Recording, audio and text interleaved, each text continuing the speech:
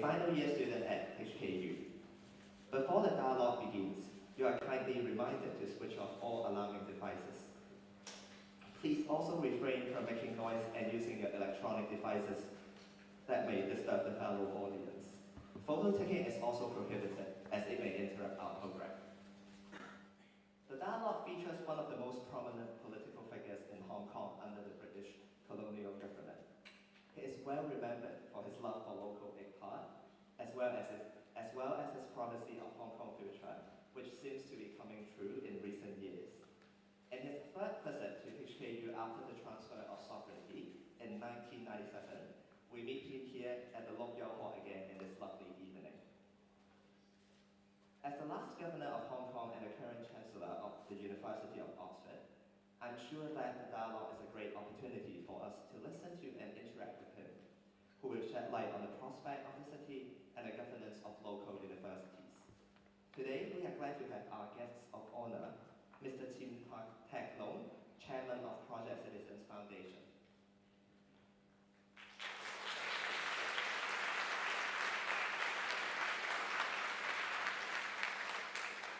Ms. Sun Elvia, President of the Hong Kong University Students' Union.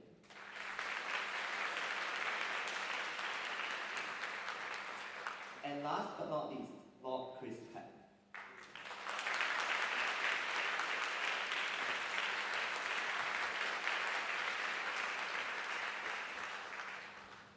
First, as the oldest student union among tertiary institutions in Hong Kong, the Hong Kong University Students' Union shoulders up expectations from students and the general public in making a contribution to the society. May we now invite Elvia, President of the Hong Kong University Students' Union, to welcome our honorable guests and give us some opening remarks. Elvia, please.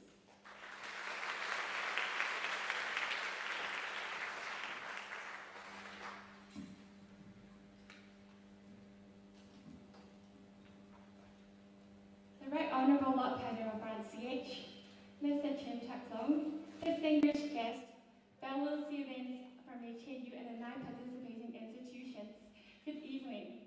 It's my honor to be here to deliver this welcoming speech. Back in 1997, I was just a 2-year-old girl. At such a preschool age, I could hardly know what it's about 3rd of July in 1997.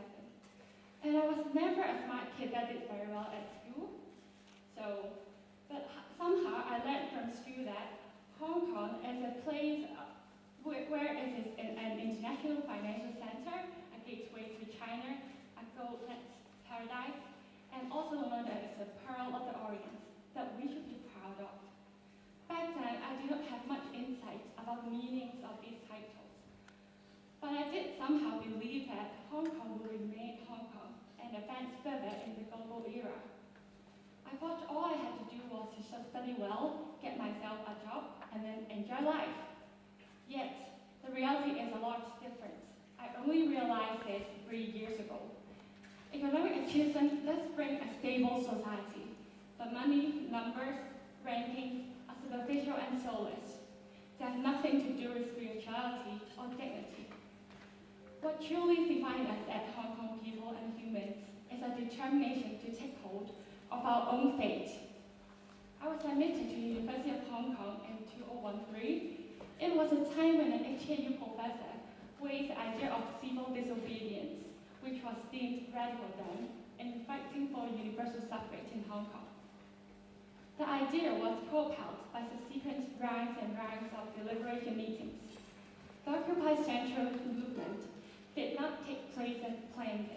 Instead, the Umbrella Revolution, which lasted 79 days, made a dent in the history of Hong Kong's democratic movement. But all these movements did not bring us any closer to democracy, but only further built up the distrust between the government and the people. It also exposed the core reality that government has no respect for her people and so keen to the Communist Party of China in every matter. The controversy throughout the Legislative Council election and the recent interpretation of basic law are all prominent evidence of Chinese manipulation in Hong Kong. Neither our political nor judicial system can escape from the extensive Beijing invasion. The increasingly tense political atmosphere has also infiltrated in our campus. Concern over institution autonomy and academic freedom were evoked. I recognize the University of Hong Kong as a place where energetic people meet and great minds and knowledge exchange. And I'm sure other institutions are the same. Respect to academic freedom and public accountability has always been the foundation of intellectual growth in the university. However, with an authoritarian government that exhausts every power, the chief executive as the chancellor of these important higher education institutions have been interfering the university governance structure by appointing pro-Beijing council members, not to mention how he meddled with the appointment of vice president and pro-vice chancellor in Hong Kong U. And I'm sure that Lord Patten will share with us more about this happening, like how he has written in his article, The Closing of the Academic Mind, earlier this year, giving us a dare warning on the danger. And it has been 90 years since the handover. It is now 2016. It is only 2016. This is a time that when I say Hong Kong is not China, my political rights might be dissolved. I'm no longer confident enough to say Hong Kong is still Hong Kong now. The culture we love and core values we believe in are being destroyed. This is a time when rule of law becomes rule by laws that could interpret at will by the Communist Party of China. Our judicial independence as brittle as glass. This is a time when university students and scholars can no longer comfortably stay in the ivory tower to learn and do our own research, because the government will harm our place nonetheless. The root cause why we have to fear all this suppression and abuse of power is that we do not have the rights and power to choose our own government, a government that truly acts in our interest. And back in the 1980s, Hong Kong people had no say in the negotiation regarding Hong Kong's future, while the decision makers chose to let Hong Kong run under the framework of one country, two systems, believing that some progress towards universal suffrage will be gradually made. But the fact we see now is abolishing such a hope. This is why now, this time in 2060, about 30 years before 2047, the so-called expiration of 50 years, the Yang is so keen to try to force out on the possible outs of Hong Kong. We only wish to fight for what we deserve and determine our own fate and future. Therefore, neither anyone but CY nor universal suffrage shall be our final destination. Albeit good governance can pacify some resistance, the problem is still unresolved. Ultimately, our concern is genuine source and legitimacy of ruling power. It is true that democracy is no guarantee to a happy ending. But what matters is, once again, we get to choose where our homeland shall be headed. Some may disagree with the political strategy of advocating self-determination or Hong Kong independence.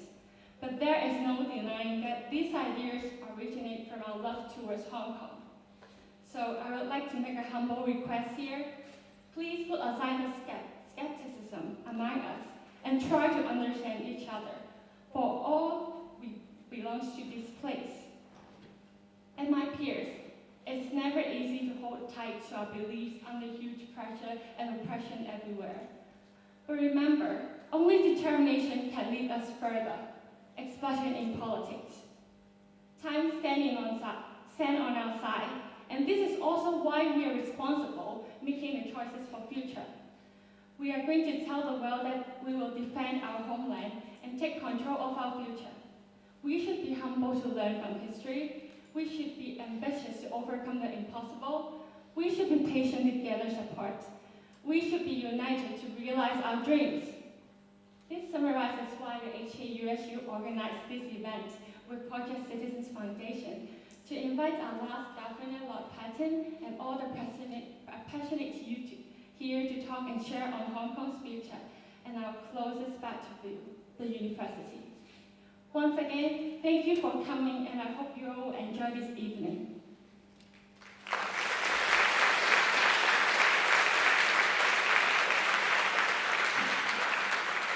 Thank you, Elvia.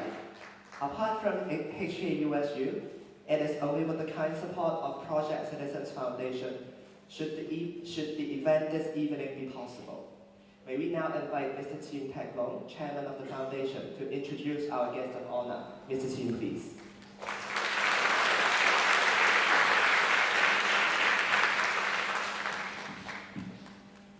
Good evening, ladies and gentlemen. I'll be very brief. I think you'll find that Lord Patten looks much better in person than in this photograph.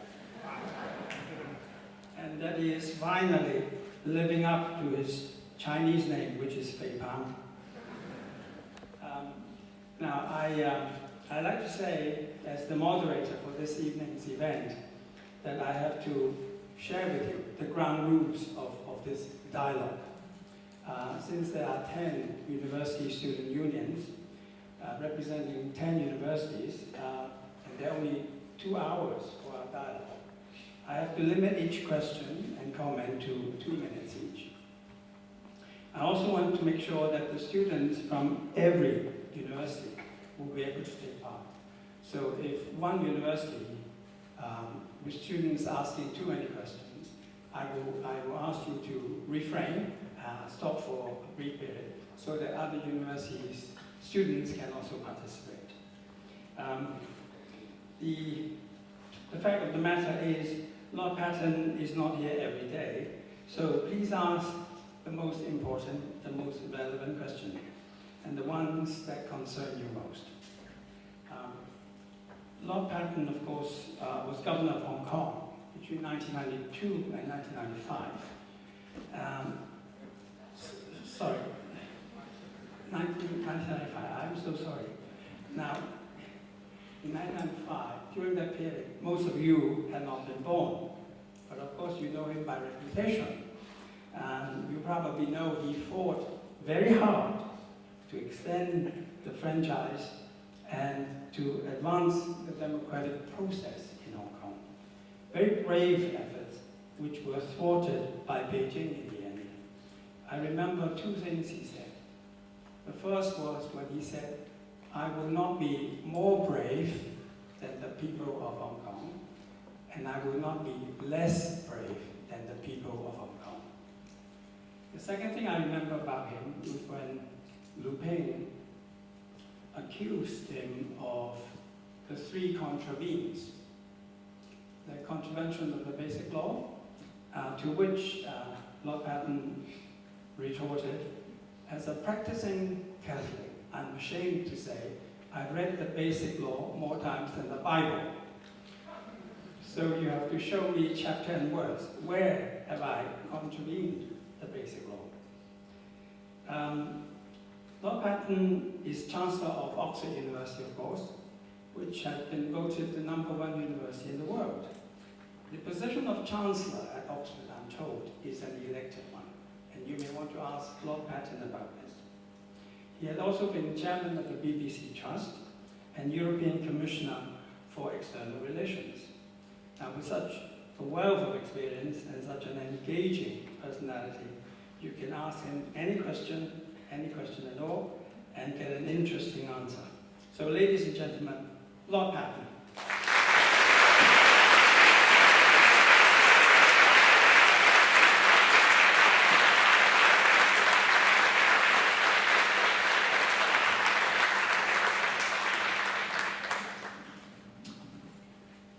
Thank you very much indeed for that introduction, and I'm delighted to be back in this hall. I think it's the first time I've been in this hall not wearing a gown. So I don't hope you wouldn't think that I'm underdressed. Perhaps I can start with this point. I was, when I was the last colonial oppressor in Hong Kong, the Chancellor of every university. And when I arrived, I said to the then Chief Secretary, "This is ridiculous. First of all, I'm not going to remember what I have to wear at university congregations." But I was told that we'd put labels on all the gowns, so that was all right. I then said, why don't you let the university councils choose who they would like to have as their chancellor? So the university councils were sounded out on the proposition. And the story came back that none of them trusted the others. They all thought that if I gave up theirs, somebody else would hold on to it. So I fetched up, I think I'm in the Guinness Book of Records for having given degrees to more undergraduates than any other human being ever has. I used to do all the university congregations, so I think it was 7 or 8 universities every year. And I went back to the United Kingdom and became Chancellor of Newcastle University, which is a good research-based university. And then I was elected the Chancellor of Oxford University, the last election that I fought. The Chancellor of Oxford University is elected by all the graduates of the university. Quite a good system. The downside is that you're elected for life. So when people say, when you're standing down, I start thinking of funeral parlors. I do reply, or I used to reply, that I was the Chancellor for life, elected for life like the Pope and the Dalai Lama. I can't anymore say the Pope because Pope Benedict resigned. And I daren't say the Dalai Lama because of fear of what the Chinese embassy might say about it. But there it is. It's a fairly unique position. And as far as responsibilities are concerned, the Vice-Chancellor actually runs the university, but as one of my predecessors used to say, if you didn't have a Chancellor, you couldn't have a Vice-Chancellor. So I'm largely ceremonial, as I was when I was Chancellor of this great university. And perhaps I can just begin by congratulating Hong Kong University and Hong Kong universities as a whole on their standings in the international league tables. I think there are 2 Hong Kong universities. German, 1 French university, 1 Swiss, one with a very large population. Fantastic. And that, I think, should be something that people remember when they talk about the ability of people in Hong Kong to run their own affairs in the SAR. I'm not usually tongue-tied when I have to speak to people. But I really had some difficulty today in thinking what I should say to you. And I think that's because of principally 3 things. First of all, 2 years ago in 2014, when those extraordinary demonstrations, overwhelmingly peaceful, particularly until 1 or 2 triad groups were let loose, they're overwhelmingly peaceful. When those things were happening, I noticed that the liaison office and other balanced, objective witnesses to what was going on said that it was all a disgraceful example of people in Hong Kong being manipulated by CIA, by British colonial power, Grenadier Guards, Father Christmas. And I want to avoid today talking to you in a way which enables people in the next months or years to attack you on the grounds that you've been put up to this by outsiders. So I'm not going to risk giving you strong advice, which you'll anyway probably not take. But I'll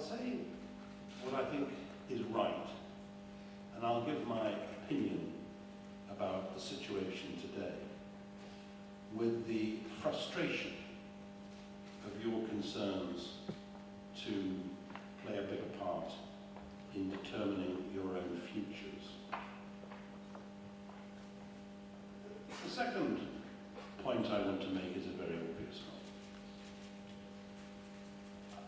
I'm not a citizen of Hong Kong. I'm an outsider who loves this city more than anywhere else that I've ever lived. In my last policy address in 1996, I quoted a passage from the American author Jack London.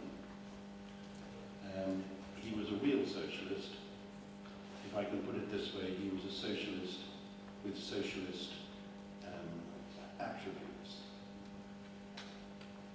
And Jack London wrote a passage which I quoted in that address, and I was reminded of it because somebody I very much admire gave me in Chinese calligraphy the entire quotation which she had written out in a beautiful hand.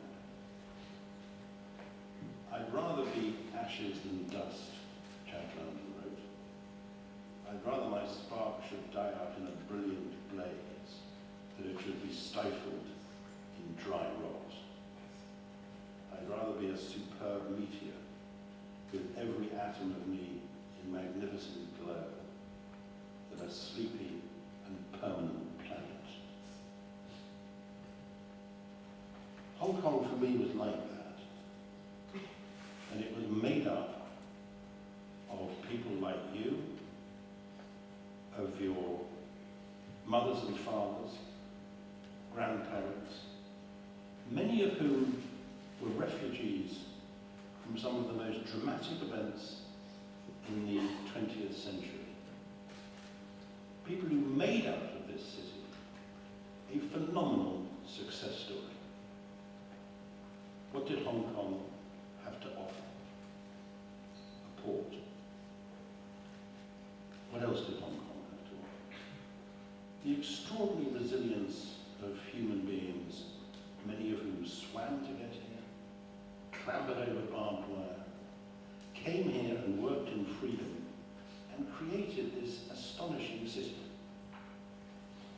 So Hong Kong is special to me, and I think you'd be surprised how special it is to people all around the world. I've never been anywhere where people didn't speak in that sort of way about Hong Kong. The third reason for me being slightly cautious about what I say today, why I'm a little bit reticent to be too rhetorical, is that I'm the past, not the future. I came here as I've been discovering, before most of you were born. I came here, I suspect, before some of your mothers and fathers were courting. So I'm the past, and not quite as past as the Great Wall of China, but I'm history. It's you that's going to make the future. And you that's going to make the future by continuing to believe in the sort of values which have made people happier and more stable and less mean all around the world. When I sailed out of the harbour in 1997, I think I left behind the institutions of a free society living under the rule of law. I always thought that Hong Kong was one of the freest cities or societies in Asia. Much freer than some which allegedly were democratic. Hong Kong was described in the best book by an academic on different sorts of government as the only society he could think of which was liberal and free, but not democratic. And all the software, all the hardware of a free society, except the ability to elect your own government, and that you should have had. I've never pretended that I'm other than slightly ashamed of the fact that the British colonial power didn't do more to establish the foundations of democracy here in Hong Kong. I was turned into a sort of democratic hero by the propaganda department of the Chinese Communist Party, simply for trying to ensure that elections here were free and fair. I didn't do as much for democracy as some of the politicians who perhaps you're a bit too critical of these days. Martin and Emily, and Yung Sung, and the others. They really were brave about it. And you were brave in 2014. You've had to be much braver than I've ever been in making the case for democracy. When we left though,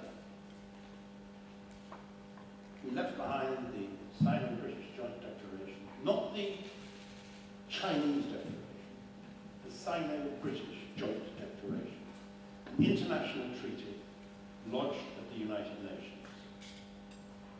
And we left behind the Basic Law, which tried to implement that joint declaration. And what that joint declaration promised was gradual progress towards full suffrage for men and women. And that steady progress was promised absolutely explicitly. And I'm going to do something now which I don't regularly do, which is to read out a passage from the People's Daily.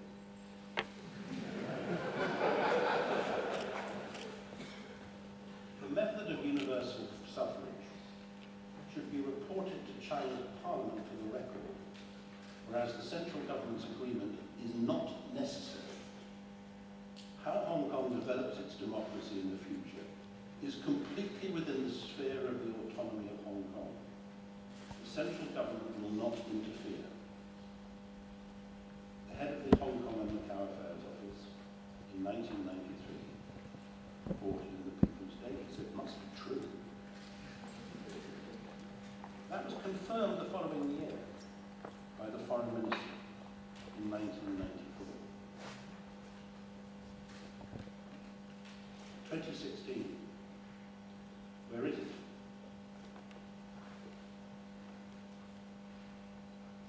"20 years on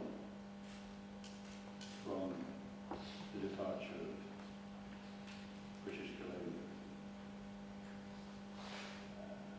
20 years on from that, I can understand your frustration and that of many of your parents, and I can understand why that's boiled over. And I understand as well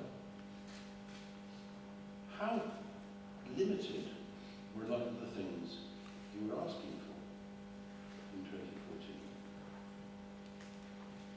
I simply can't understand why nobody saw the point of trying to work for reconciliation and consensus.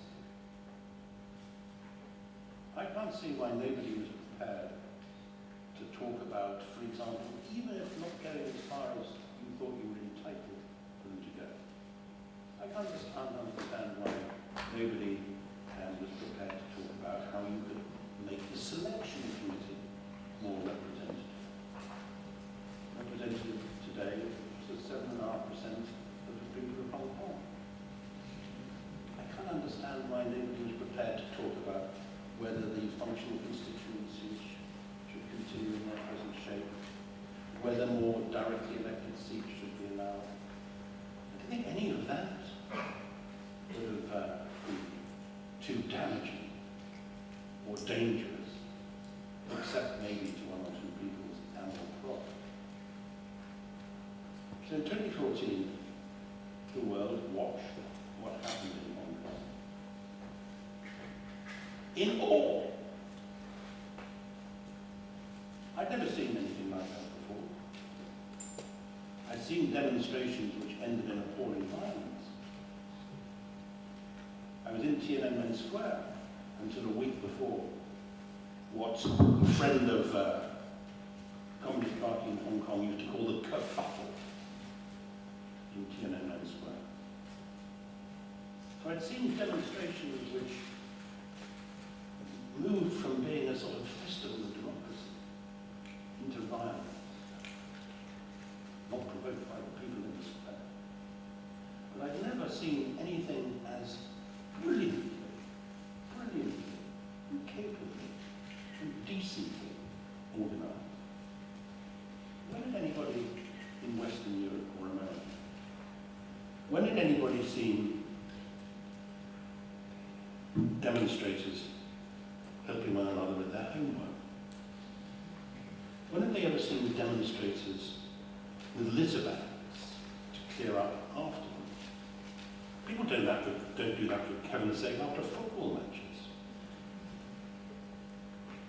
You won something which I think you underestimated. I think you won the moral high ground.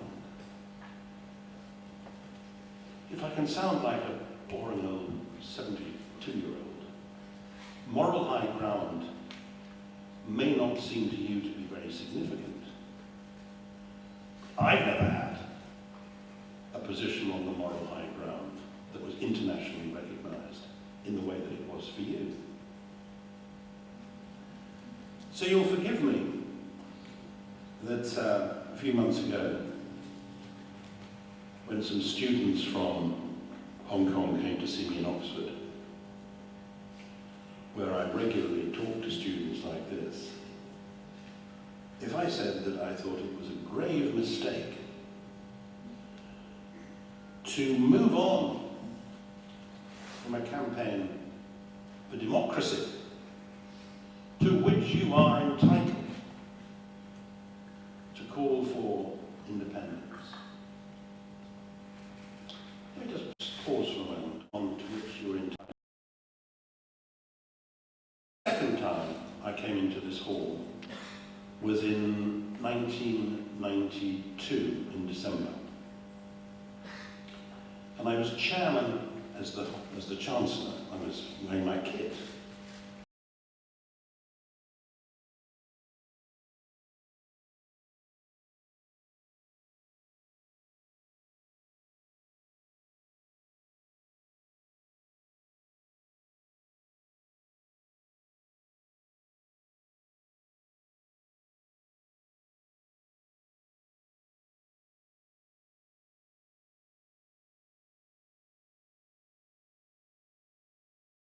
About how to try to ensure that the elections here were free and fair. He wrote me a letter. It'll appear in public one day. He wrote me a letter saying he thought I'd very imaginatively filled in all the gaps in the Basic Law and the Joint Declaration. But then the trumpets blasted outside the walls of, well, not Jericho, but Hong Kong.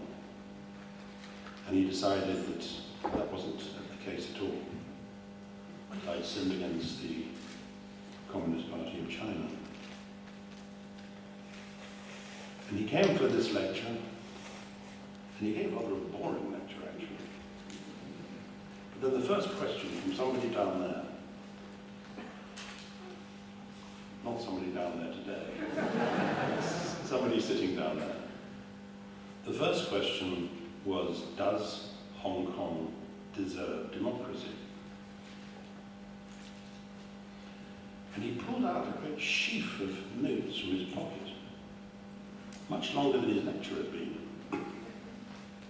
And he proceeded to tell an audience as big as this that maybe Hong Kong deserved democracy, but you didn't always get what you deserved.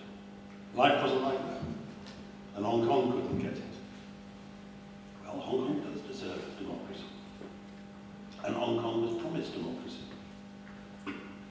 promised democracy in the Sino-British Joint Declaration, the third paragraph of which talks about the territorial integrity of China and the SAR and of national unity. I can't argue the case for the Joint Declaration and for the things it promised and take no notice.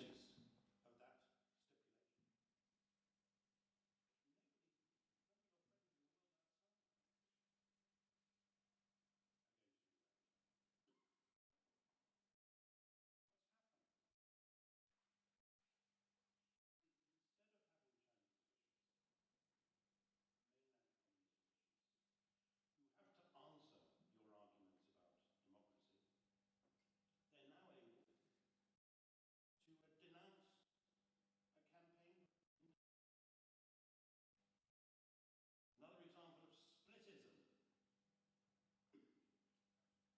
And people in China who didn't see any signs, who weren't shown the television of 2014, are told you can bet your bottom dollar about the terrible splitism of these spoiled kids in Hong Kong.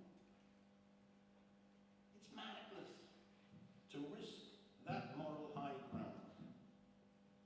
It's madness to allow other people to twist and distort an argument which you are going to win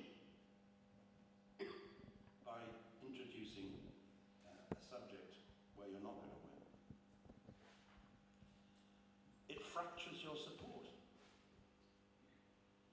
It means that people who would be queuing up to continue to support what you're saying and doing are reluctant to do so. I think the argument should be about how you can build more bridges between yourselves and others, how you can build greater support. Not by denouncing the people on whom you're climbing. It's crazy to forget about the efforts that were made by Democrats in the past. You may not think they have achieved as much as you would have liked them to have achieved, but you really can't dismiss them and dismiss their efforts out of hand. So please don't fracture and break up what is a mighty, powerful argument. So what do you do next? There's a wonderful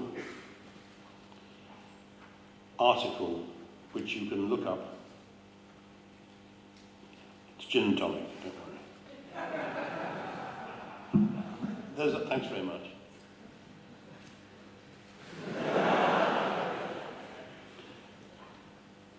You put more gin in. There's a wonderful article which you can look up on the internet by somebody called Adam Gopnik, G-O-P-N-I-K, written in the New Yorker. Somebody who's devastated by the threat which he thinks President-elect Trump represents to his view of what liberal democracy should mean.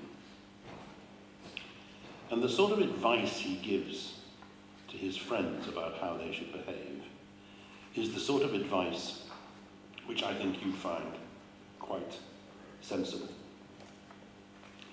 He talks about building not just around public politics, but about constructing for yourselves a space for your values, for your ideas, and for your notions of what society should be like.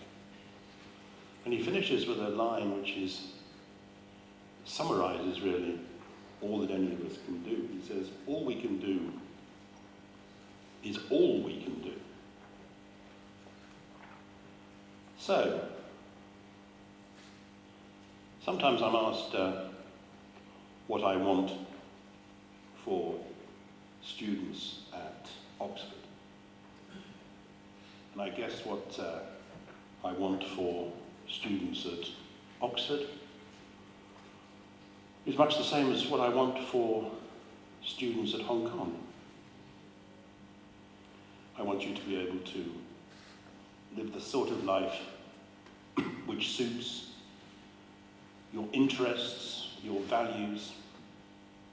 I guess I want you to live a life in which you can explore your attributes to the full, a life in which you can talk about politics or not, in which when you talk about politics you're not afraid of people overhearing what you're saying, in which you can be rude and make jokes about the government when it deserves it, in which you can go to political rallies or go to church or go to the horse races, and nobody interferes with you. In which when you take out your iPad and open it up, you can get the same apps in Hong Kong that you could get in Britain or America. So I want a world in which you show, contrary to Mr. Lee Kuan Yew, not just how much you deserve democracy, but how well you're going to handle democracy. I believe that will happen. I believe that your aspirations represent the future, not the past. And when will it happen? Well, I'd love to be able to say, in my lifetime, but I'm 72 and I mustn't assume, but it'll certainly happen in your lifetime. Be confident of that. It'll happen in your lifetime if you're sensible about it and principled enough about it and committed enough about it and wise enough about the way you go about it. I repeat, the image that you provided in 2014 was one of the most impressive things I've ever seen in my public life or in my private life. So, if I'm still around, invite me back here when mass suffrage has made Hong Kong an even more moderate, sensible, and successful city than it is now. And it's much easier talking here without having to wear a gown. So thank you very much. Thank you, Lord Patten. Your thoughts, as always, have been very inspiring. Please remain on stage and take a seat. The Q&A section is up next. May we now invite Mr. Tim and Althea to come back on stage.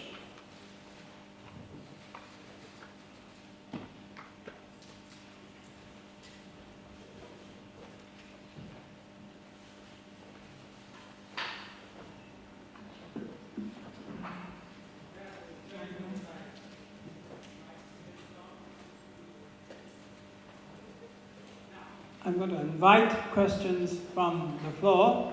We have about an hour or so please make the best use of it. As I said, no more than 2 minutes each. You can ask a question or you can make a comment. If it's a comment, Lord Patten may not wish to respond to it, but he may. If it's a question, he will answer. Okay, can I see a show of hands, please? All right? Yes. At the back.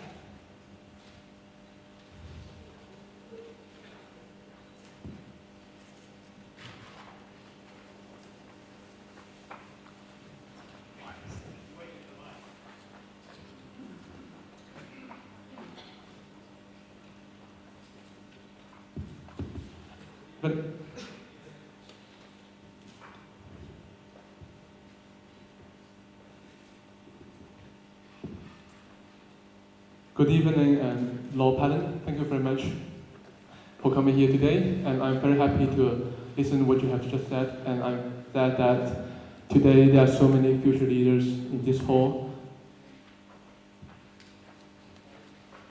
I think we can hear that, so it's okay. Listening to someone from the past. Yeah, just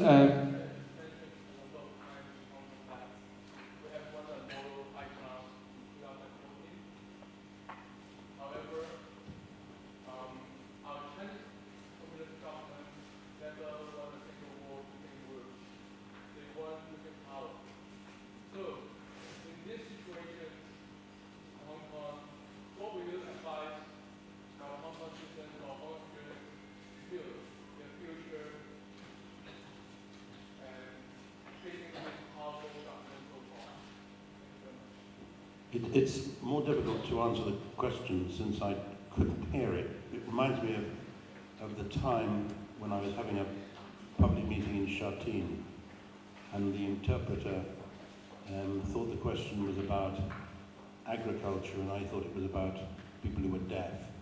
And I answered a brilliant question about people who were deaf, only to discover that I'd answered a question that wasn't about agriculture. Yes? Peter, question? Yes, please. We still cannot hear you. Excuse me.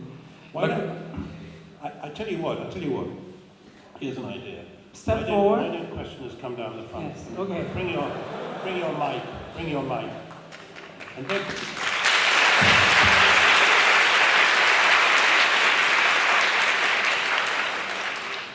My question is that how Hong Kong citizens could deal when they are facing such a powerful government, Chinese Communist Party, who never won a single war using words, but their power. okay, I'll tell you briefly a story. I mean, you can then sit down with the knobs, with the grandees here. There you are. When do you stay?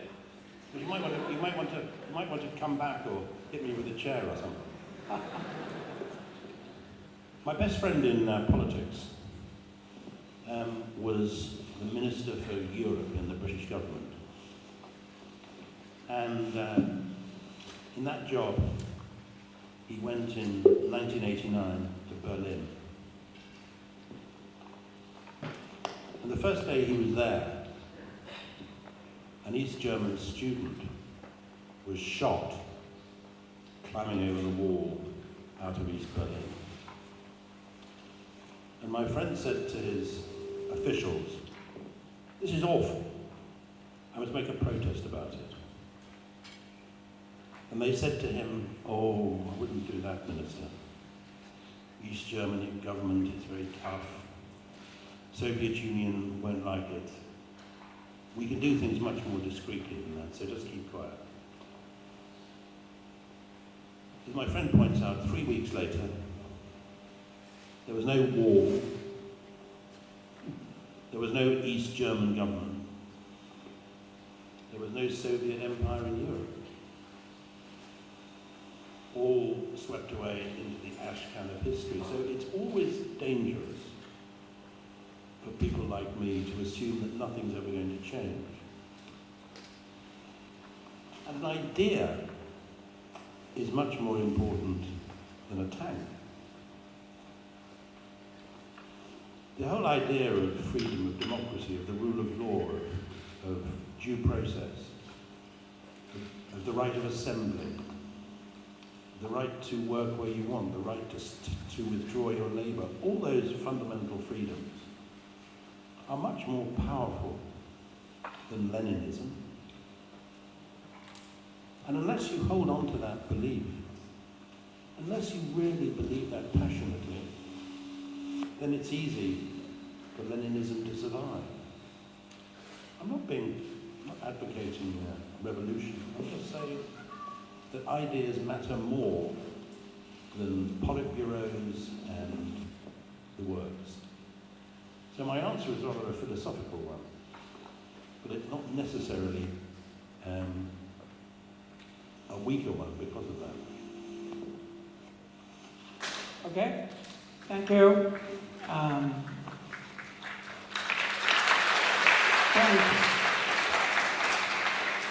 Second question here.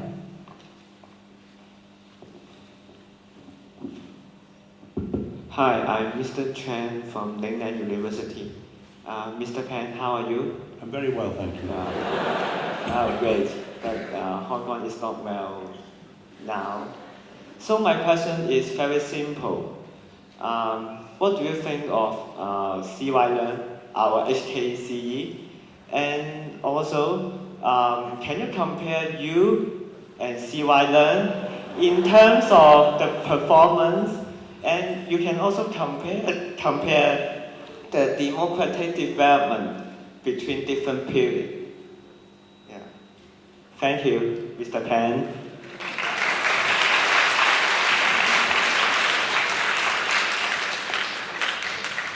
I once wrote a book called Not Quite the Diplomat, but I wasn't that much of a non-diplomat to answer that question honestly. I certainly wouldn't dream of expressing a view on the chief executive and his performance, but I would certainly be interested in your views on the subject. Let me try to be a bit more serious about a very sensible question, although not one I'm going to answer. I think that to deny people a part in any dialogue, not to listen to what they've got to say, is hugely frustrating for me.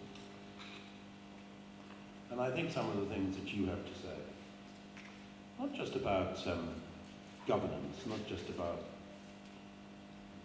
democracy, and not just about election systems, but things you have to say about livelihood issues, things you have to say about the difficulties of housing for young people in employment, things you have to say about the provision of good, high productive jobs which will give you a decent standard of living. I think things that you have to say about those sort of economic and social issues are also extremely important and deserve to be part of a conversation between you and the government. And as I implied earlier, looking for a consensus, looking for an attempt to have a general dialogue between the community and government is the best way of making sure that the community remains stable and generous and successful. And so my argument would be whether Mr. CY Leung is the chief executive or whoever's the chief executive, it's very important to talk to you and to people who would take a different point of view to you and try to bring people together, try to bind wounds, try to heal divisions, try to build bridges between people. Nobody's all right. Nobody's all wrong. A lot of life is about grey, not white, black and white. But exploring that, trying to find ways in which you can work together is, I think, a very important part of leadership.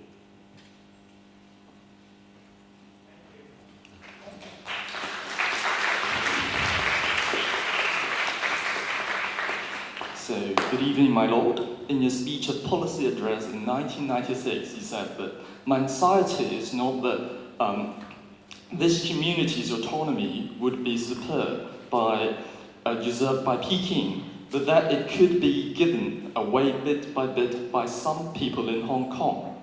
Did you find that this situation nowadays is worse than what you expected in 1996? Thank you.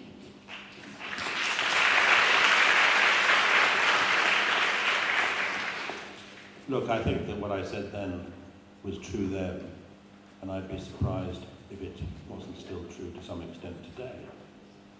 And it's interesting, it's one of my favourite passages in the Analects of Confucius.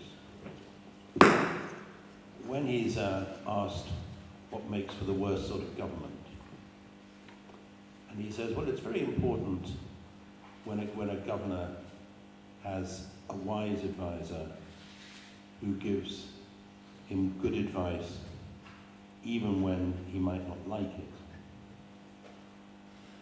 But when an advisor is influential with a governor, and he gives the governor advice just because he thinks that the governor will like it, that's really bad for government. And you have, I think, and it's a position Hong Kong chief executives are doubtless in from time to time. It was a position I was in as governor with the British government back in London. You have to tell people occasionally things that they don't want to hear. What I think has most impressed me isn't people who, and it always happens, and they're always the same people. What's most interested me isn't the number who were getting on the plane to say, I think there's a Cantonese expression, isn't there, about shoe cleaning, boot polishing? Yes, it is. It's called Chat Hai.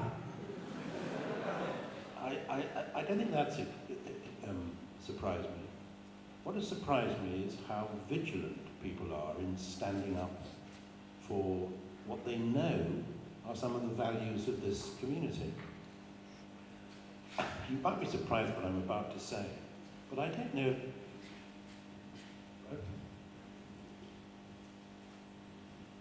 I don't know any community anywhere in the world where the lawyers behave with greater courage and commitment.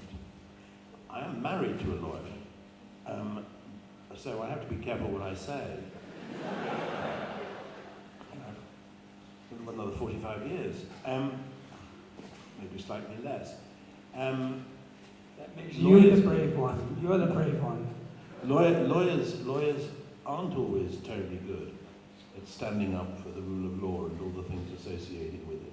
But here in Hong Kong, the solicitors, the bar, the judges have been terrific. And that's one of the reasons why Hong Kong is still doing so well. And once the rule of law gets undermined, then I think things go downhill quite rapidly. So, yes, there's some shoe shining still, but on the whole, I'm more impressed by the vigilance of people in standing up for what they believe in.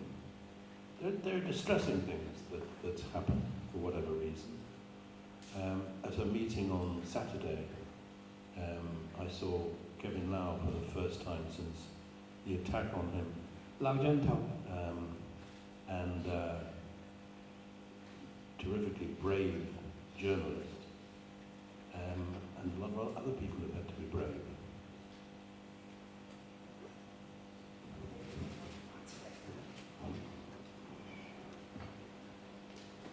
Can you come forward, please? Sure.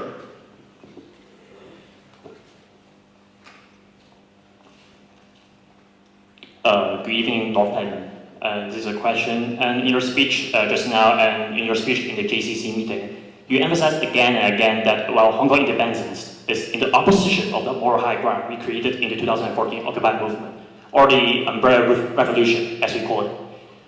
Either you have moral high ground or you have Hong Kong independence. To choose one. But I don't really understand why, with all due respect, I don't really understand why this is a zero-sum game.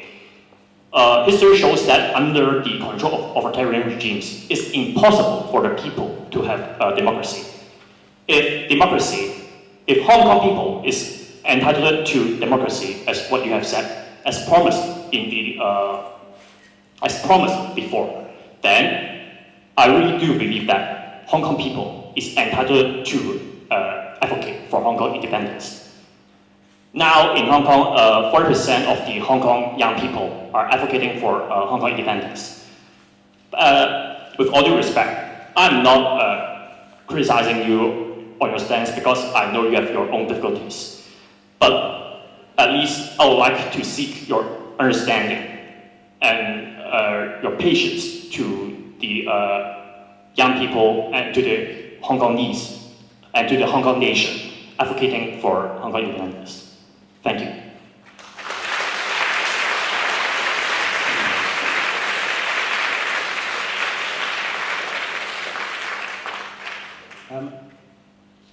Just one bit of advice, don't speak too closely into the mic because it's more difficult to hear, but I think I got your point and the passion with which you made your argument. Look, wise political advice or leadership doesn't consist of telling people what they want to hear. So I'm going to say some things which you probably don't want to hear. Hong Kong is a great city. It's not a nation state. As a great city, you probably have a more intimate and explicit sense of citizenship than pretty well anywhere else in Asia.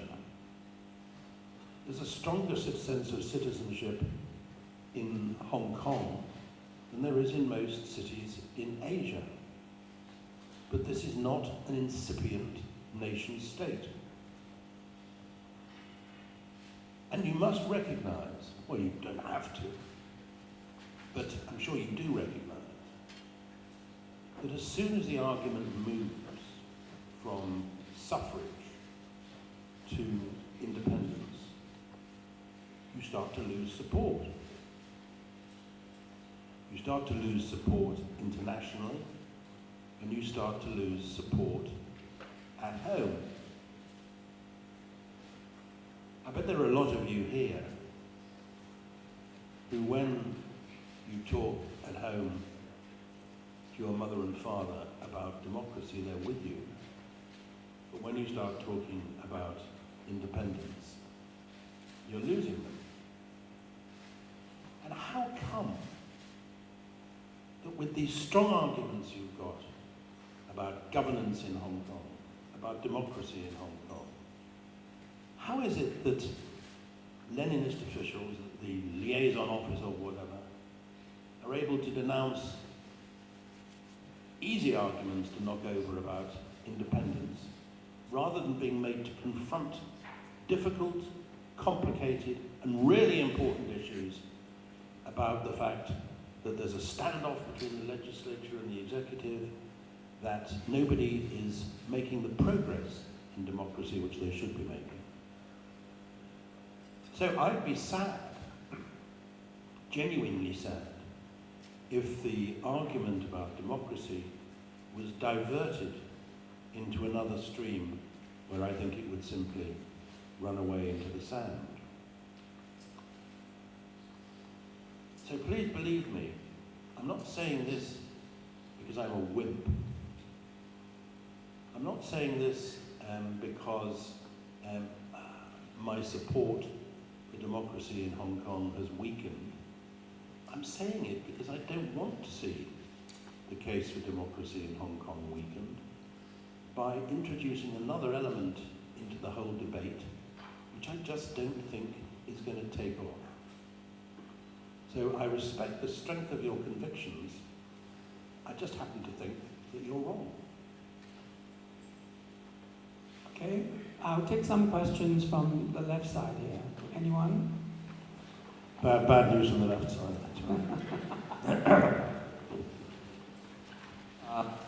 If Mr. Patten, my name is Edward Learn, a recent graduate from the University of Hong Kong. Thank you for the project Citizen Foundation for inviting me to be here. I'm very honored to be here. I would like to start by mentioning a book from the Oxford University, written by Professor Wing Yan. It's about a perfect kind of dictatorship in China. It's called the controlocracy. Because of the fear and material benefit, people choose to give up their basic rights and freedom willingly.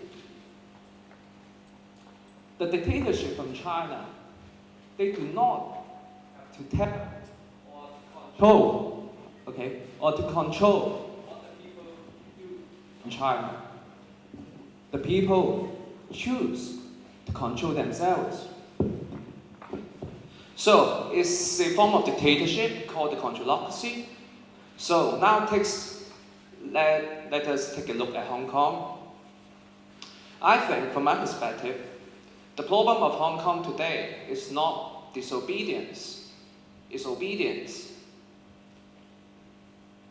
Standing in the election, no matter what our political views are, no matter what our political views are, our basic rights, why should we give up our equal electoral rights in order to pacify this dictatorship? Are we going to obey? So, my question is... I hope it is a question. Yes, because my it question sounds like is... a party political broadcast. My question is, if we are going to give up our sincere political views just to pacify the dictatorship, are we trying to form another kind of controlocracy in Hong Kong? Are we trying or going to be dust rather than ashes? Thank you very much.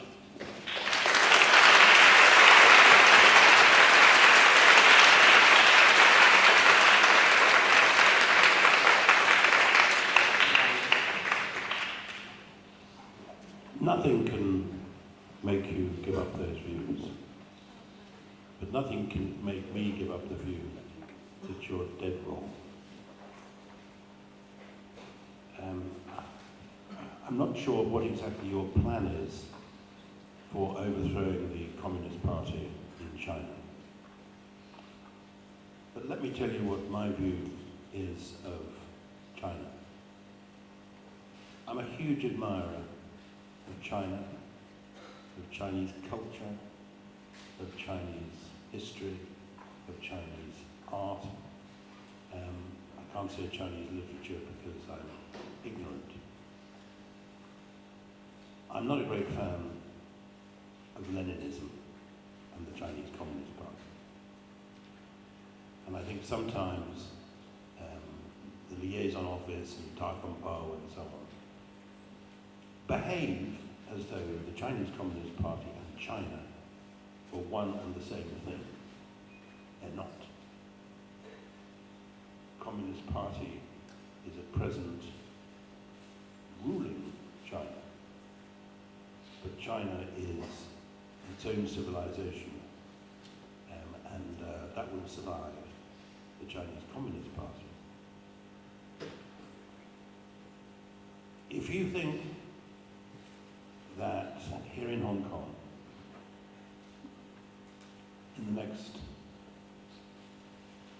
year, 2, 3, 4, 5, you can overthrow the Chinese Communist Party and that Hong Kong can become independent, I just think you're deluding yourself. You may be deluding yourself for good reason. And it may be very easy to make good and very eloquent, fiery speeches, which understandably get applause, but I don't think you're giving your colleagues very smart advice.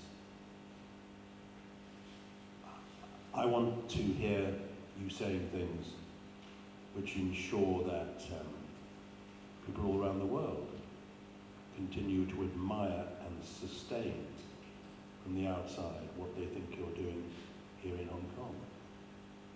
Because that was the position in 2014. And the only problem was knowing at which point to cash in your moral chips and reckon that for the time being you'd won. So you go on saying what you've said, and you'll go on fracturing your support, minimizing your support, and risking what you want to achieve ending calamitously. So I don't think it's very sensible. And one reason why I wanted to come to Hong Kong this week, not only because this wonderful foundation had invited me, not only tonight because the Students' Union had invited me as well, but one reason that I wanted to come is because I believe passionately in this city, and and I don't want things to go wrong. I met, as you know, a small group of Hong Kong students. I meet Hong Kong students at Oxford the whole time. I met a small group from Hong Kong in Oxford and said to them what I've said to you tonight. I said how much I admired the courage that they'd shown. I said how much I supported the objectives they had. But I also said that they'd gone too far for me, and they'd gone too far for opinion that I know of in Britain and America and elsewhere. So I just say, you may go on arguing for that, but I think you're wrong. Okay. Can I invite questions from the left again, please? Anybody here on this side? All right, the young lady there in the middle. Can you please come forward?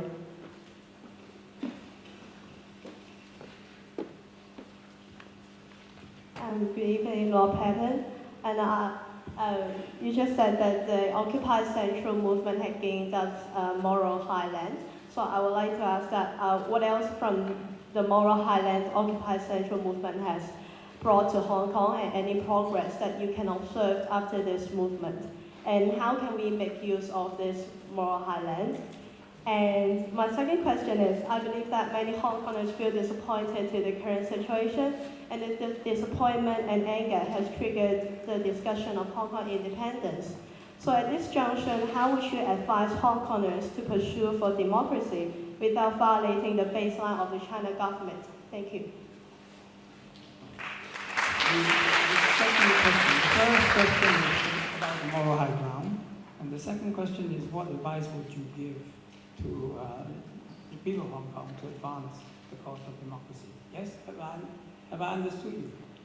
Well, to repeat myself, because the question, while a very good and articulate one, is similar to one or two other questions that I've been asked. I think the worst thing to do is to let your opponents off the hook, so that they're no longer talking about subjects on which they're going to lose, but talking about a subject where they've got most of the cards in their hand. So I think you stick to talking about democracy and about livelihood issues, and try to build bridges rather than walls. It's not sensible, for example, to denounce the efforts of previous Democrats and Democratic candidates. It's sensible to try to work with them, and you'll win. You'll win partly because of the growing international indignation about the fact that reasonable aspirations are being choked off for bad, authoritarian, totalitarian reasons.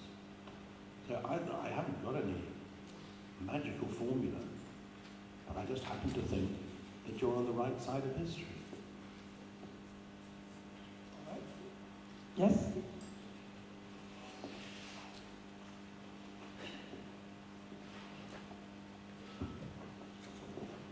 Good evening, Lord Patten. I have two short questions regarding the future of Hong Kong. The first one is, how can democracy, universal suffrage, protect Hong Kong after 2047? If it cannot protect us after 2047, is it a must for us to strive for self-determination? And the second question is that, do Hong Kong people deserve self-determination?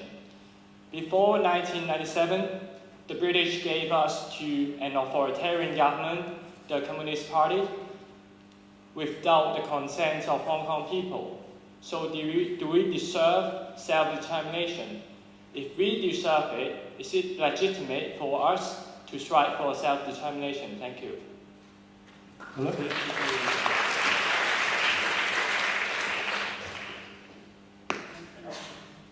if I'd been around in in 1898. Maybe I'd have been wise enough to know that even 99-year leases run out. And maybe I would have, though it would have been another humiliation by a colonial power on China at the end of the Opium Wars, maybe I would have reckoned that we should do what Britain did with its other colonies and take them over completely, but we didn't. Hong Kong was always going to be going back to China after 99 years. In 1958, Zhou Enlai sent a message to the then British Prime Minister saying, don't start treating Hong Kong like your other colonies, don't start developing democracy there. Because if you do that, people in Hong Kong will get the idea that they're going to be independent, that they're going to be like Singapore or one of your other colonies. And that, I'm afraid, though it's a pretty grim example of realpolitik, is what helped to shape the history of Hong Kong in the 20th century. So I don't think we could have done anything other than hand Hong Kong back to China in 1997. But I don't doubt that it created a number of moral dilemmas and perhaps explained some of the not always very good behaviour of the departing colonial power. So fast forward the clock to 2047. I don't believe for one moment that the government of Hong Kong in 2047 will be the same as the government of Hong Kong today. I think well before 2047, you'll be electing a chief executive either directly or through the Legislative Council. And I think you'll have mass suffrage. I think that will happen well before 2047. I'd like to think I will be around to see it, but I'm now 72, so I guess it's pushing my luck. But I would be horrified by you thinking that you had to mark time until 2047. Things are going to change, and you're going to change them. And you're going to change them for the better. And if you don't believe that, and if I don't believe that, God help us all. What about after 2047? I think. Well, I don't. After 2047, if Hong Kong is a democratically run society under the rule of law, I don't think anybody's going to change it after 2047 and say, well, what we think should happen now, that is if Leninism is still what's happening to the north. Now we must have a really good Politburo in Hong Kong. I don't think that's going to happen. Just tell me this, where has communism made a comeback once it's run out of road? Nowhere. Autocracy, authoritarianism has, for example, in Russia. That's a slightly different matter. And the West is at least partly to blame for that. He had a second question, which was about self-determination. Now, the National People's Congress Standing Committee is opposed to two things: independence for Hong Kong and also self-determination. And he wants your view on that. Self-determination, is that a viable proposition? Well, self-determination is, I think, as far as the questioner is concerned, pretty much the same thing as independence. It's playing with words to pretend that there's a difference between the two. And I would think that whatever the political system in China, it's going to be very difficult to persuade a Chinese government that it should agree to the breakup of China. I don't think that's going to happen.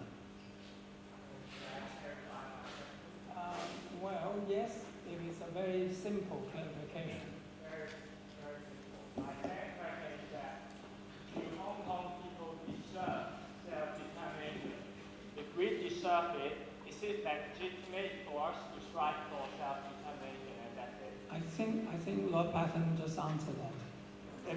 Well, let me try again. Do Hong Kong people deserve self-determination?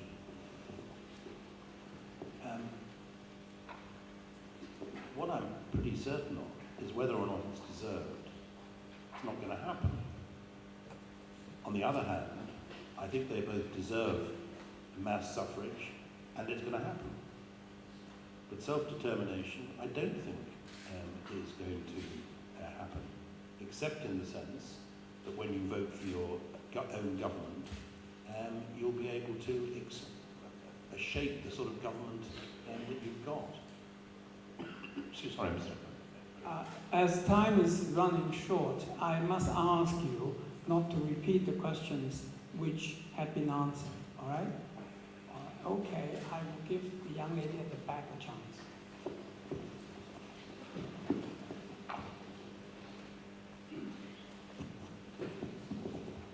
Good evening. I would like to ask Lord Patten that originally you should be with Mr. Jasper Zhang at the forum a few days before, but he withdrew citing pressure from Beijing. Such a powerful man and with high status in Hong Kong, Mr. Zhang does not even have the freedom to engage in a public discussion on Hong Kong's future.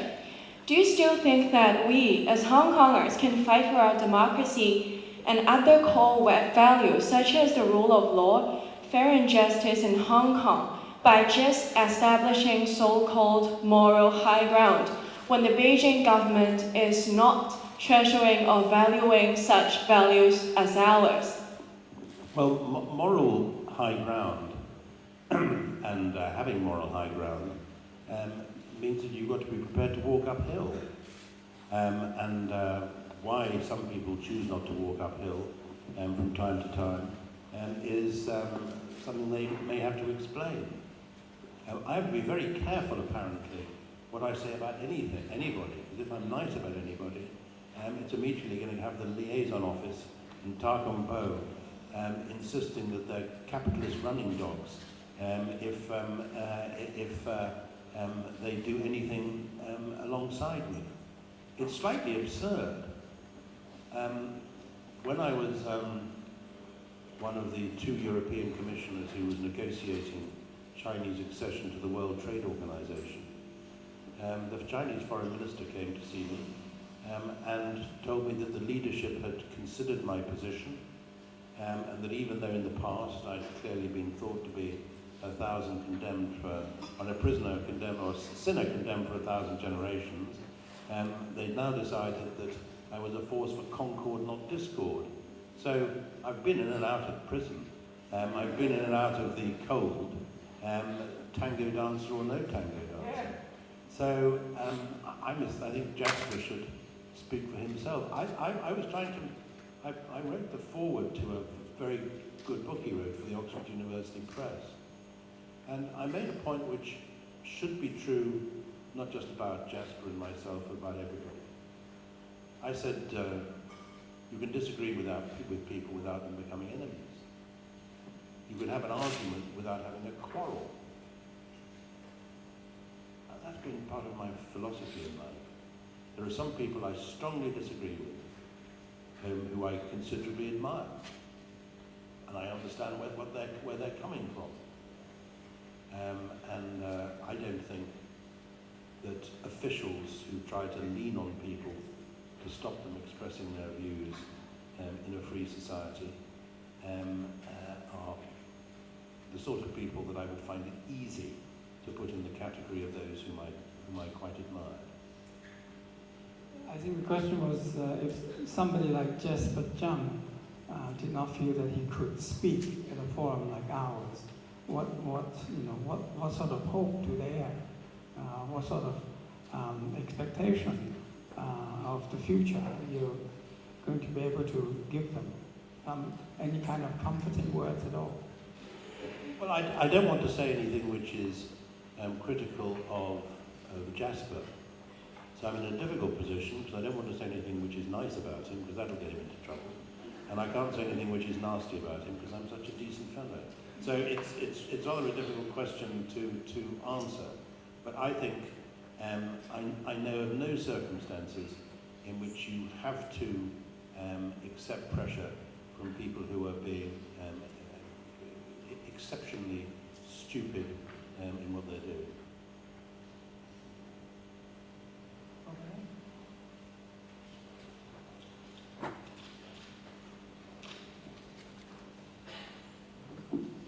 Well, thanks for coming, Lord Patten. Well, I reckon that one of the main reasons leading to the Hong Kong independence is about our identity. Well, before 1997, we were British subjects, but after 1997, we are suddenly Chinese citizens. But over the 19 years, less and less people recognize Chinese identity, and we don't even recognize the Peking regime. So many people don't think we are part of China. Given the situation now, how shall we move on? Thank you. Well, you've given me a chance to tell you about my next book, which I hope when it comes out next year you'll go out and buy in prodigious quantities, in order for me to be able the following year to publish my Hong Kong diaries. So I'm writing a book about politics and identity. And I think what's happened with Brexit in Britain, what's happened with Trump, what's happening in Russia, what's happening to some extent with Maoist nationalism in China are all examples of the politics of identity.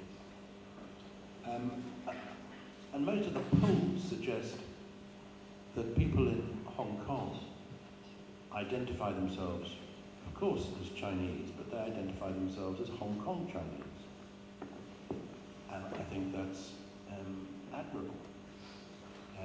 In New York, people identify themselves, of course, as Americans, but as New York Americans, but they're still patriotic. So I think it's possible, and indeed admirable, to have a commitment to your local community without thinking that it denies your ethnicity, or your race, or religion.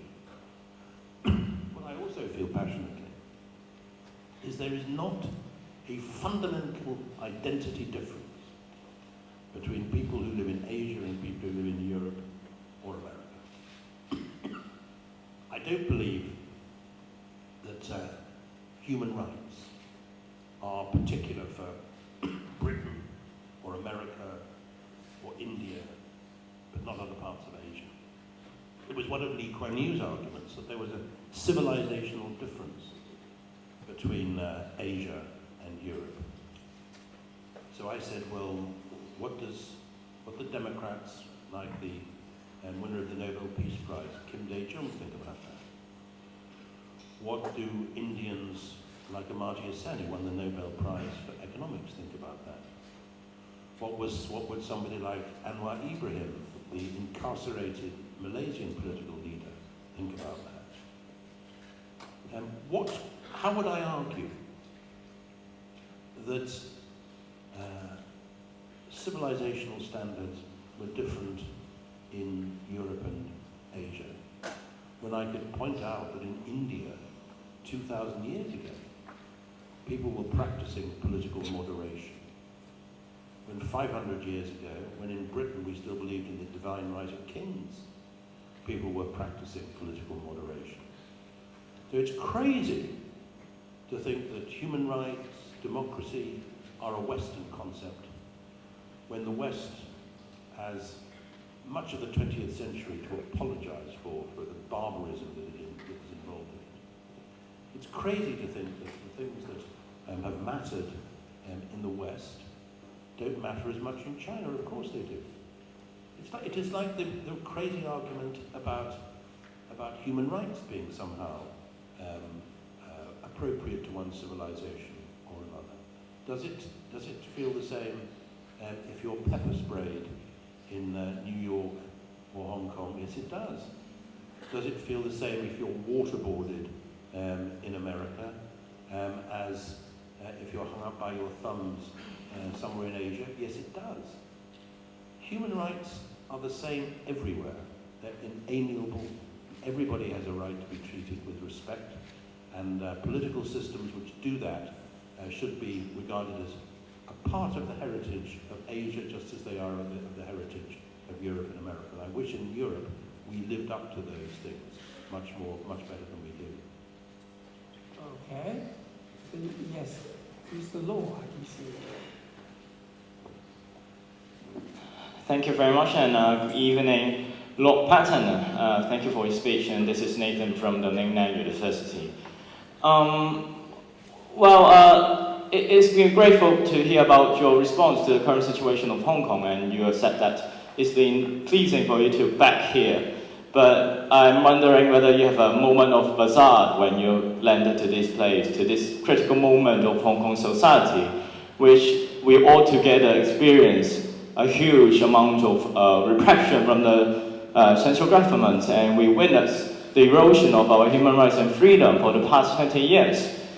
So I think it's a very important time to tell the Hong Kong people which we should not pretend there's nothing happening outside the city. And it is obvious that in this room we even have a political victim who suffered from the repression from the Communist Party, who is being deprived, who his freedom of election and freedom of expressing political view is being deprived.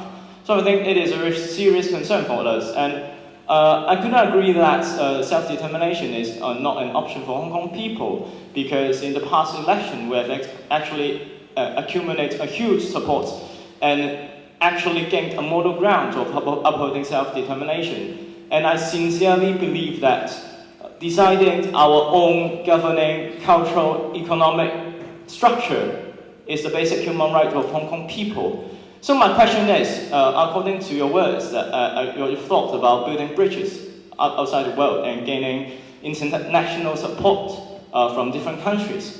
2 years ago, Lord Patten, you've mentioned just before. Can you be brief, please? Sorry about that. Before the occupation, you've said that the British government has the legal obligation to monitor the implementation of the Sino-British Joint Declaration. And during the occupation, there were actually members from the Foreign Affairs Committee. They are being refused entry to Hong Kong. So my question is, other than just urging the British government to write down the words such as urging Chinese government to maintain the confidence of one country, two system in the 6-monthly report, what else that British government could do to fulfill its duty and a legal obligation to monitor the implementation of Sino-British Joint Declaration? Okay, you've asked your question now. Please sit down. I thought you were going to, at the beginning, raise the question of some of the other things that are happening around the world, which should be of concern to people in Hong Kong, like the threat of protectionism after the election of President Trump, but perhaps we can have a meeting about that tomorrow night. Well, maybe not tomorrow night. The people like me have, however inadequately, to try from time to time to get the British government to act with a greater sense of honour. But we can also do quite a bit to persuade other countries to follow what's happening in Hong Kong. And 2 years ago, I gave evidence not just in the House of Commons to the Select Committee, but I gave evidence to the Australian Parliament. I gave evidence to Congress, and was denounced for both those crimes by you-know-who. But we have to actually raise people's awareness of what's happening in Hong Kong, and to ensure that they remain supportive of what's happening in Hong Kong. I'm not going to repeat things I've said already about what I think they will support and what they won't. But I think my judgment on these things is pretty good, having travelled and talked about Hong Kong as much as I have. I can only allow 2 more questions because we're coming to the end of the dialogue. And because my voice is coming to an end. Is there a student from a university that's not spoken? Okay. Anybody from Oxford University would like to ask a question about Brexit? I can just shout. I'm from Patten University. You're from where? Baptist. Okay, Baptist. So thank you. Exactly 1 year ago, as a student journalist, I went to the Ukrainian capital here to see and witness all of the Ukrainian revolution and how the organizers of the technologies. And one of interviews for Ivona, and also to tell me what has to do with her friends being killed in the life. And one of the people who asked questions in this chamber is actually my high school friend, and I saw him being arrested during the referendum. And I don't want to see at some point killed by within Hong Kong. So when I go back to Hong Kong this year, what I can see is for democracy lawmakers couldn't put forward any political reform because they couldn't get authority to pass it. And the chief executive of Hong Kong, so-called CEO of Hong Kong, is laughing off because according to Facebook, the CEO of Hong Kong couldn't be affiliated to any political party. And also how is the national people's congress cannot say in the final judgment of Hong Kong in terms of the subject of the law. So would my right honorable friend and respected friend Rob agree with me that in the foreseeable future, or now or in the past, parliamentary democracy isn't working and will not work in Hong Kong, and at some point in time, Hong Kong will be like Ukraine, having a lot of angry people going out and also becoming. Well, I know quite a bit about the Ukraine. I used to be responsible for the European Union's relationship with the Ukraine. And one of the things that went wrong there was that there weren't enough European countries which were prepared to give Ukraine the support it needed and required. And people were too silent when Russia, for the first time in Europe since the Second World War, arbitrarily changed borders and annexed Crimea. Ukraine has also been bedeviled by corruption, which is a serious problem there. But I was interested in what you said and sympathetic, and I've visited Ukraine a huge number of times during several different colour revolutions. Can Hong Kong avoid that sort of fate? Well, it's been made worse in Ukraine by the intervention of Russia in such a clumsy way, which has brought sanctions to Russia, which have damaged most people's bank balances, though not, I think, Mr. Putin's. I don't think there's a strict analogy between what's happened in the Ukraine and what might happen here. But you're entirely correct to say that nobody should want the sort of violence that's happened in Ukraine and some other places in Central and Eastern Europe to be visited on the streets of Hong Kong. And I think it's a failure of leadership to make policing the alternative to dialogue and discussion and trying to reach agreement with people. I think that's a terrible mistake, and that I think I'm sure that some of those many of those who found themselves on the wrong side of the pepper spray would have preferred to be sitting around the table discussing things with representatives of the government. No, Very quick. Yes, absolutely. It doesn't always work perfectly. I was a member of a parliament for some time, and I know quite a lot about how it can be imperfect. But yes, it's a better system than any other I can think of. I have allowed 2 questions from this side, and that will be it. All right. Yes.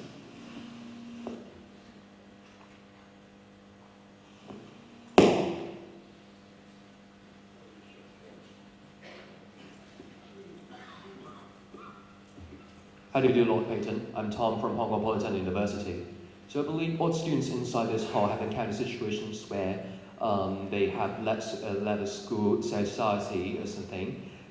By the way, it's not about politics, so relax, Lord Patten.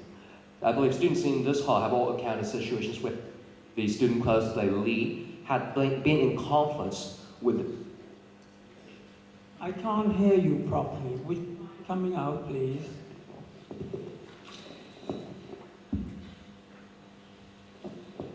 Maybe the other one will come out at the same time, so why don't you come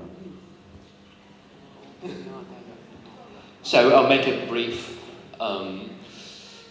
As students, we've all encountered situations where the club we lead or the ideas we generate for the university has been rejected by the school, by the university. For example, students want to create a set of postcards for the common memories of graduates, were just to be rejected by the university because the ideas are different. Or the student club we lead in the university, the idea are in conflict with the school leadership because the school leadership wants to promote the university while we just want the betterment of students, which lead to my question: is it the university is the university of the students, or the students are the students of the university? Thank you.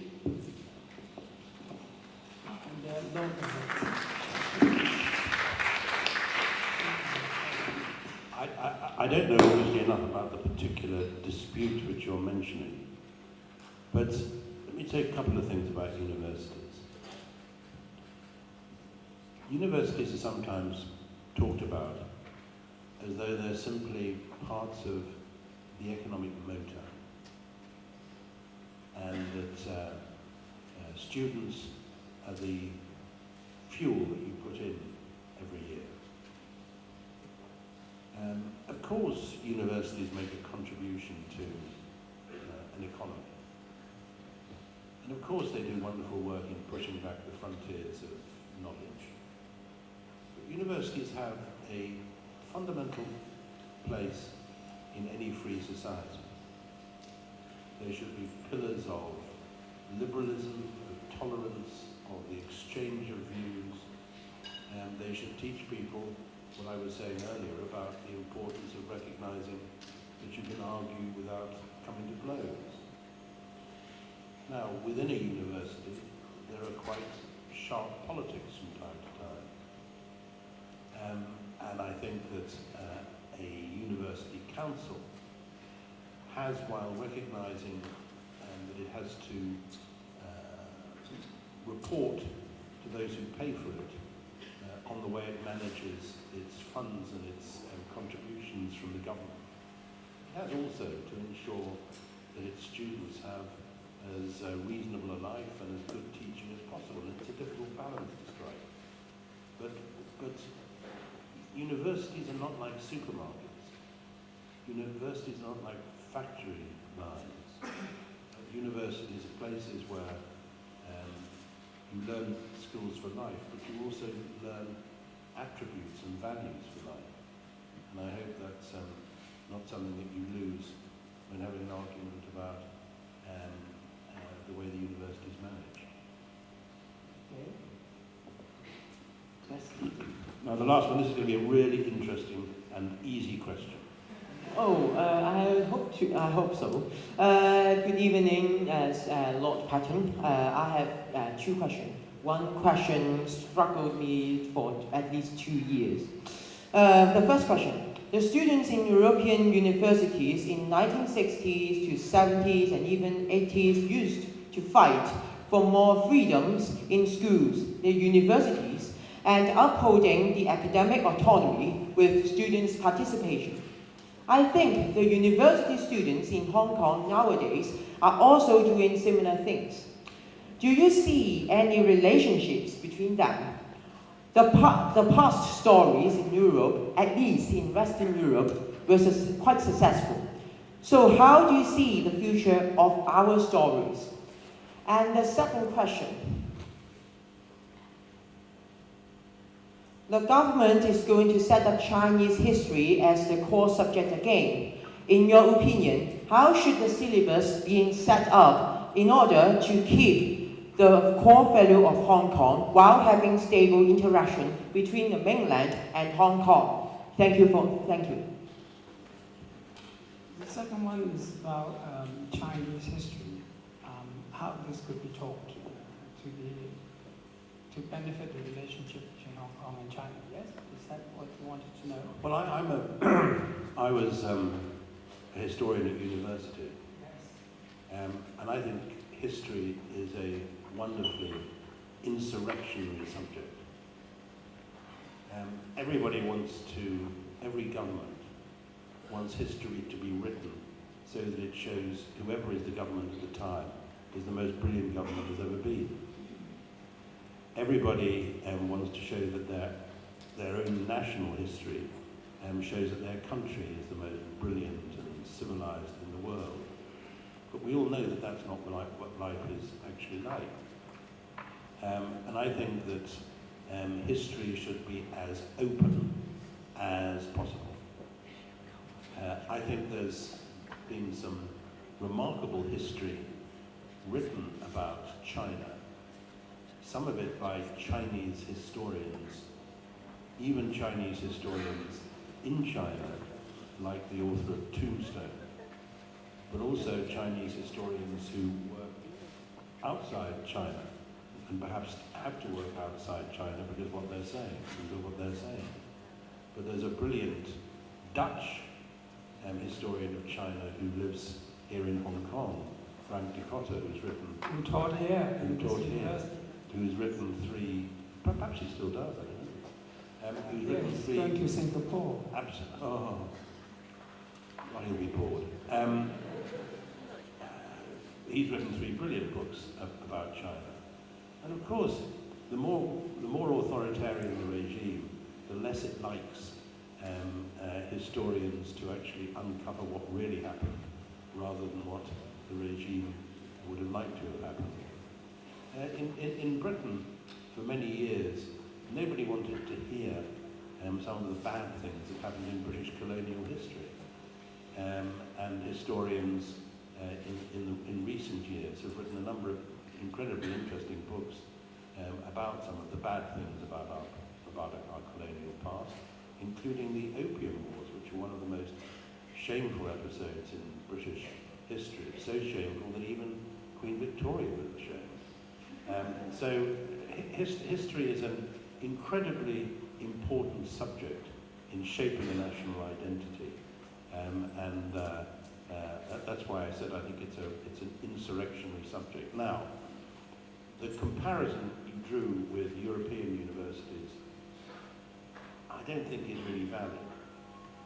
The time when European universities were most rebellious was 1968, which was the cause of a story which has distorted Chinese, or views of Chinese perceptions.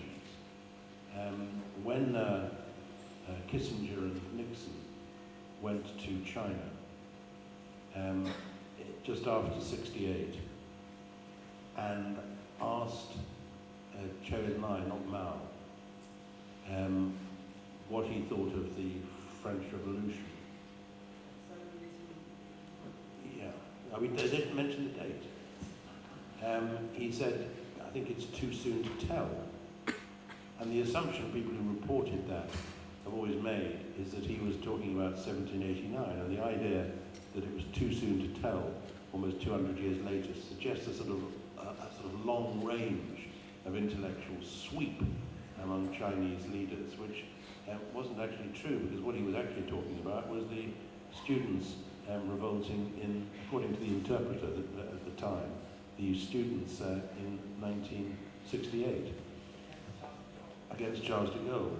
And what those students were throwing cobbles in Paris about was a general sense of frustration about how closed French society was. They weren't arguing about Paris becoming independent. So I think there is a bit of a difference. And I could think of similar examples in Germany. I'm pleased to say that students in Oxford never revolt about anything. except occasionally to denounce the way what happens in other countries. But we keep them very happy otherwise. But the graduates of Oxford University refused to give Mrs. Margaret Thatcher her honorary degree. They did indeed, and that caused, I should think it had quite an effect on our fundraising for a bit. But those things shouldn't be allowed to determine honorary degrees, and I'm sure they don't at any university in Hong Kong. On that note, thank you all very much. It's been a wonderful evening, and I think Ms. Soon, your president of the Student Union, would like to present a souvenir to Lord Patten.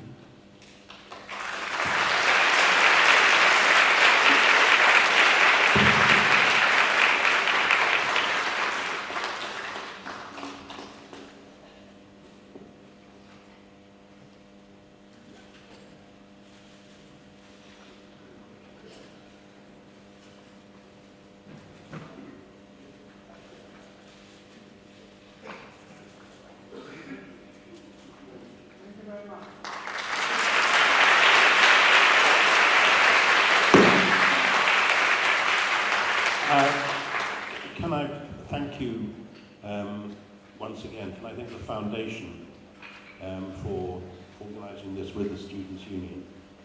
I think it's really important that civil society should be as strongly supported as possible.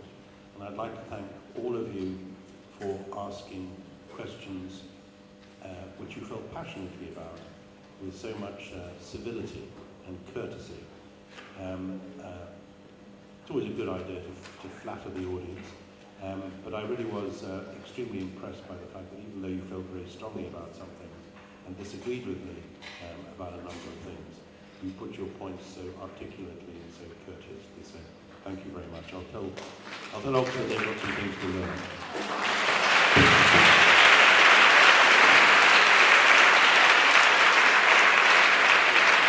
Thank you.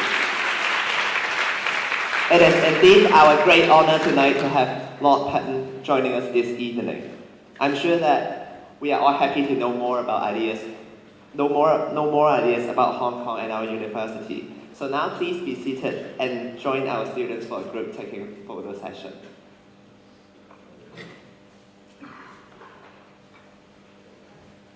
So the cameraman will be standing in the middle of the stage. And just look at it.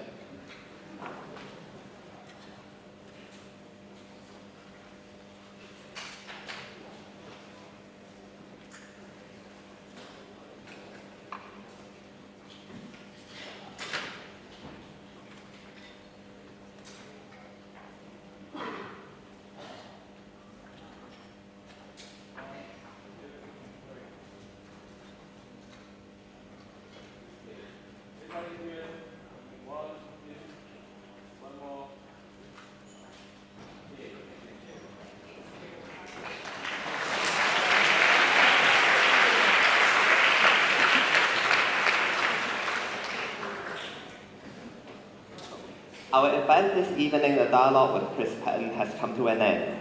It would not be so successful without your participation. May we now have our guest of honor to leave the hall first.